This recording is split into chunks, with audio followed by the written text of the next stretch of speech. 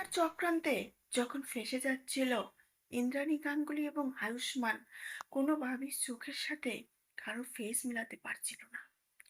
দেবলীনা তখন সেখানে সামনে চলে এসে যখন তাদের ব্ল্যাকমেল করব, কুসুম দূরে দাঁড়িয়ে এটা মেনে নিতে পারছে না যে তার দেবীমা এবং ছোট সাহেব কারো কাছে ছোট হবে।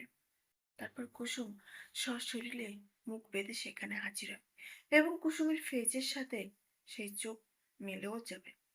কুসুম যখন সেখান থেকে মুখ বেঁধে হেঁটে যাচ্ছিল, আয়ুষ পিছন থেকে এসে বলছে, প্লিজ প্লিজ কুসুম ম্যাডাম, আপনার মুখের কাপড়টা একটু সরান, আমি আপনাকে দু চোখ পরে দেখি, আমার কোনো খারাপ উদ্দেশ্য নেই, বিশ্বাস করুন প্লিজ।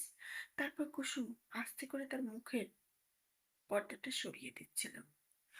আয়ুষ মুখোমুখি হচ্ছিল তার সেই ভালোবাসার মানুষের, যে চোখের সাথে আয়ুষ একা একা কথা বলতো, যে চোখের সাথে আয়ুষ বিমোহিত হতো, যে চোখ আয়ুষকে পাগল করে দিয়েছে, যে চোখের প্রেমে আয়ুষ আজই পাগল।